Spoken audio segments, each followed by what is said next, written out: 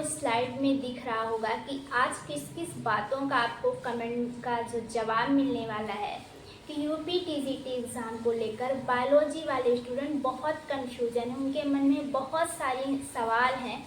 आज उन सब का मैं जवाब देने आई हूँ। तो पहला हमारा क्या है कि इसमें पूछा गया है कि वैकेंसी कितनी आएगी। दूसरा है कि क्या बायोलॉजी को साइंस में मर्ज किया जाएगा, यानी इंक्लूड किया जाएगा, साइंस में बायोलॉजी को शामिल किया जाएगा। क्या बायोलॉजी वाले एलिजिबल हैं इस चीज़ के लिए, वो फॉर्म अप्लाई कर सकते हैं, वैकेंसी कितनी है। तो इन सारे चीज़ों का मैं जवाब देने वाली हूँ। तो सबसे पहले हम बात ये करेंगे कि बायोलॉजी को साइंस में बायोलॉजी को मर्ज किया जाएगा कि नहीं। जो आयोग के द्वारा नियमावली, जो नियम के अनुसार जो चीज़ें चल रही हैं, जो चीज़ें अपनाई गई थी, वो एलटी ग्रेड में भी जो चीज़ें चल रही हैं वो एलटी ग्रेड में भी अपनाई गई थी।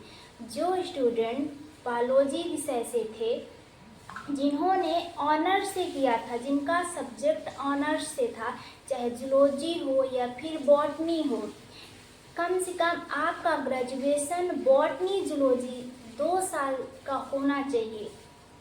अगर आपने ऑनर्स से किया है तो बायोलॉजी विषय में आपको शामिल नहीं किया जाएगा और एलटी ग्रेड में उन अभ्यर्थियों कैंडिडेट को निरस्त कर दिया गया था।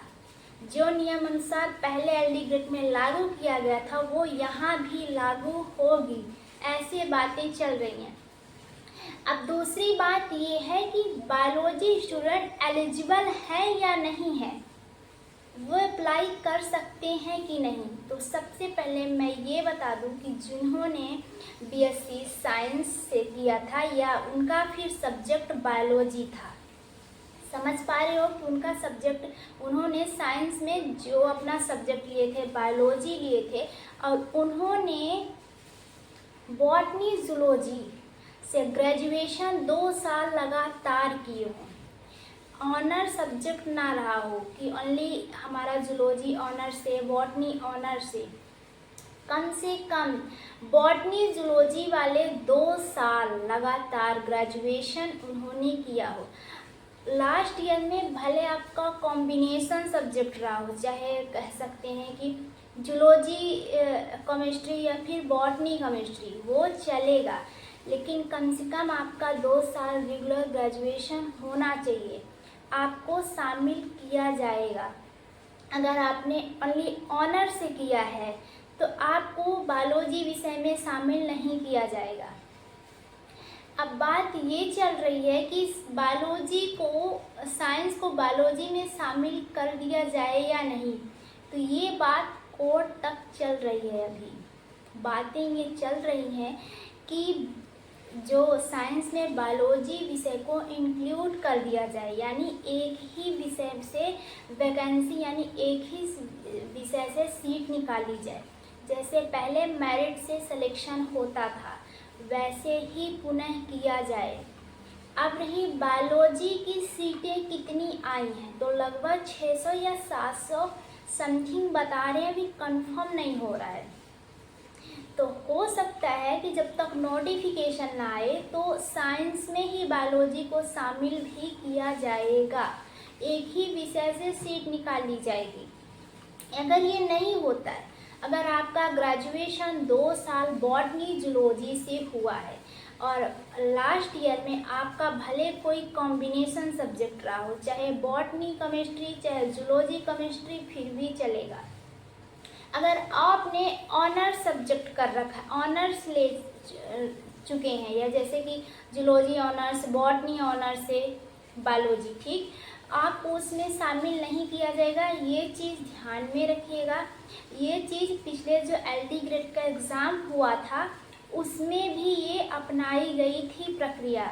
जो नियमावली अनुसार, जो आयोग के द्वारा जो नियम अपनाई जा रही है या अपनाई गई थी, एलटी ग्रेड वाले स्टूडेंट के साथ भी यही हुआ था। जिन्होंने ग्रेजुएशन 2 साल किए थे उनको शामिल किया गया है। जिन्होंने ऑनर्स सब्जेक्ट से थे उनको बायोलॉजी विषय में बिल्कुल शामिल नहीं किया गया था। इस चीज़ को ध्यान में रखिएगा। टेंशन नहीं लीजिएगा। बहुत सारे स्टूडेंट थे ऐसे कि उनको लग रहा था कि हम तैयारी करें या ना करें, हमारा सब्जेक्ट बॉटनी जूलॉजी था, हमने बायोलॉजी सब्जेक्ट से थे, हमको अप्लाई करना चाहिए या नहीं। तो बिल्कुल निश्चिंत रहिए।